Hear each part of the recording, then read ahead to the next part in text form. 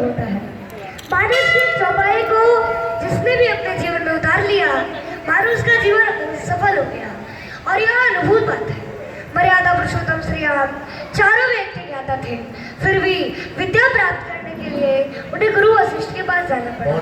गुरु की सेवा करनी पड़ी और उन्हें गुरु की आज्ञा से जीवन का आधारशिला रखने हेतु विवाह तक भी करना पड़ा। लेकिन यह सब संस्कारों से आता है और संस्कार संतों का साचर्य से बनता है। अतः मेरे पृथ्वी पर के भाव भक्तगण अपने बच्चों को संतों का साचर्य लेकर मानस की भक्तियां मंत्रों धारण करना चाहिए। रामचरित मानस चेतना की जिस ऊंचाई का द्योतक है, उस ऊंचाई पर आज तक विश्व का कोई भी साहित्य नहीं पहुंच सका है। कुरान और बाइबल में वही तत्व है, किंतु उसमें अंतर्निहित संदेशों को नहीं समझने के कारण विभिन्न संप्रदायों में संघर्ष की स्थिति उत्पन्न हो जाती है और यही अज्ञानता का लक्षण है। जैसे कि मिट्टी के किसी भी देवी देवता का आवाहन होता है और जब पुनः मिट्टी को मिला दे तो सब एक हो जाता है, किंतु मात्र बाहरी रूप अलग अलग है। अपने स्वरूप को मनुष्य केवल शरणागति से ही पहचान सकता है। अतः मेरे पृथ्वी पर के भाव भक्तगण मेरे पृथ्वी पर के भाव राम ही केवल प्रेम प्यारा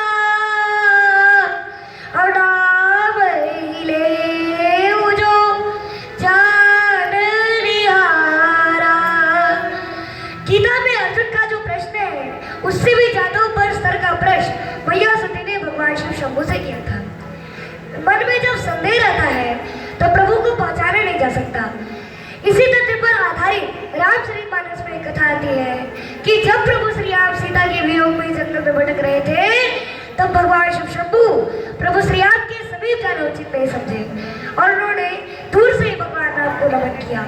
जय सचिता नंद जगपावन अवस कही चले पड़ो जन सावन। अर्थात कामदेव को नाश करने वाले भगवान शिव शंभू प्रभु श्री राम के समीप प्रभु श्री राम को देखकर सच्चिदानंद की जय हो, सच्चिदानंद की जय हो ऐसा कह करके वहां से चल दिए।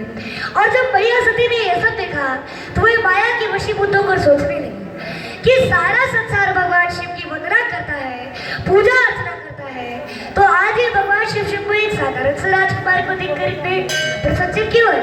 भगवान शिव शंभू माता सती के अंतरात्मा की भावनाओं को भांप लिए और बोले कि हे सती, जो तुम्हारे मन अति संदेह तो की न जाहि परीक्षा लेहु। अर्थात हे सती, यदि तुम्हारे मन में संदेह है तो तुम जाकर उनकी परीक्षा क्यों नहीं ले लेती। तो फिर सती ने कहा कि नहीं, ऐसी कोई बात नहीं है, मैं तो केवल उनका दर्शन करना चाहती हूँ। और भगवान शिव के आदेशानुसार माता सती प्रभु श्री राम के दर्शन के लिए चली। पुनि पुनि हृदय विचार करी धरि सीता कर रूप आगे होई चली बंध जयावत डर भूप। अर्थात पुनि पुनि हृदय विचार करी, मन में बार बार विचार किया कि भगवान है कि नहीं। ऐसा सोचकर माता सती ने सीता का रूप धारण कर लिया और आगे होए चली बंधा और आगे आगे चलने लगी जय आवत भूप। जिस रास्ते से मनुष्य के स्वामी प्रभु श्री राम आ रहे थे, उसी रास्ते से माता सती भी चली आ रही थी। प्रभु ने माता सती को पहचान लिया और दोनों भाई दंडवत प्रणाम किए और अपना परिचय देते हुए कहा कि हम अयोध्या नरेश राजा दशरथ जी के पुत्र राम और लक्ष्मण है। पिता की आज्ञा मानकर हम वनवास आए थे। मेरे साथ मेरी भार्या सीता भी थी, सो उसे रावण हरण करके लंका ले गया।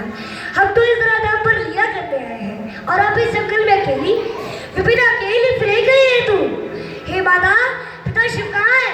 भगवान राम ने तत्क्षण ही माता सती को संसार के हर स्त्री के प्रति अपराध करते हुए कहा कि अतिवृष्टि भई फूट ग्यारी ओ भई स्वतंत्र बिगड़ई नारी।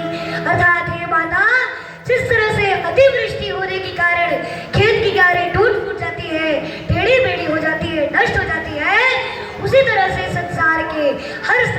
स्वतंत्र नहीं होना चाहिए, और जो स्त्री स्वतंत्र हो जाती है उसका चरित्र बिगड़ जाता है। अर्थात अगर आपके साथ में भगवान शिव शंभू होते तो आप में सीधा गर्भ धारण करने की बिल्कुल भी जरूरत नहीं होती। और अगर मैं आपको सीधा समझकर आप में लिपट जाता तो आप कहाँ की रहती। आज हमारा चरित्र ने आपको बचा लिया। माता सती प्रभु श्री राम के समीप लज्जा के कारण पानी हो गए। अब यह देखिए कि हमारे प्रभु श्री राम का चरित्र कितना पवित्र है।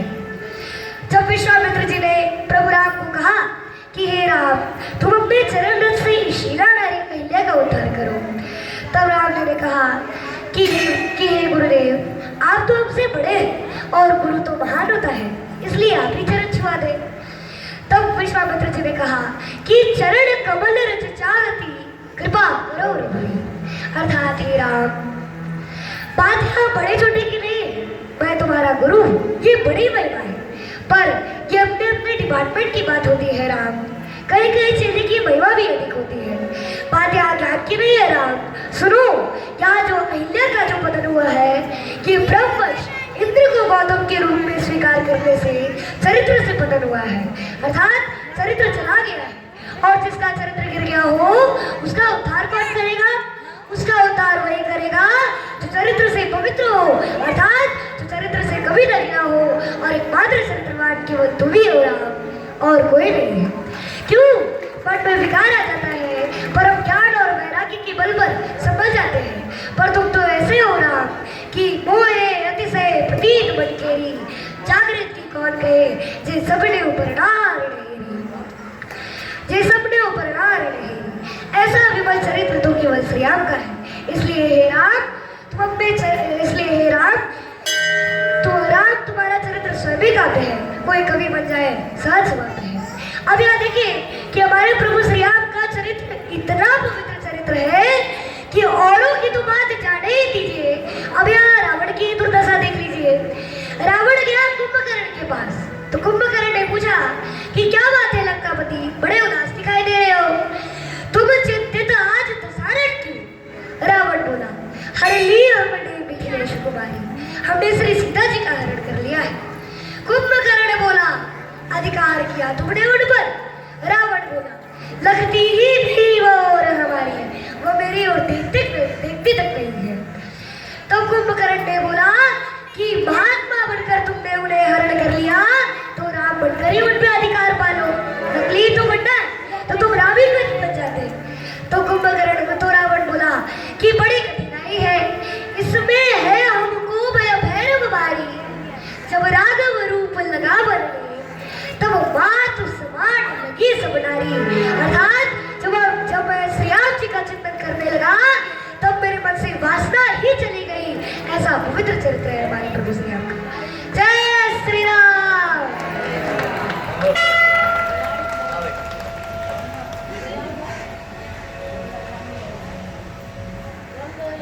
अद्भुत, जय श्री राम। वंदो गुरुपद परंपरागा सुरुचि सुभाष सहस अनुरागा। थैंक यू बेटा, इसे आप आगे बढ़ते हैं। देखिए,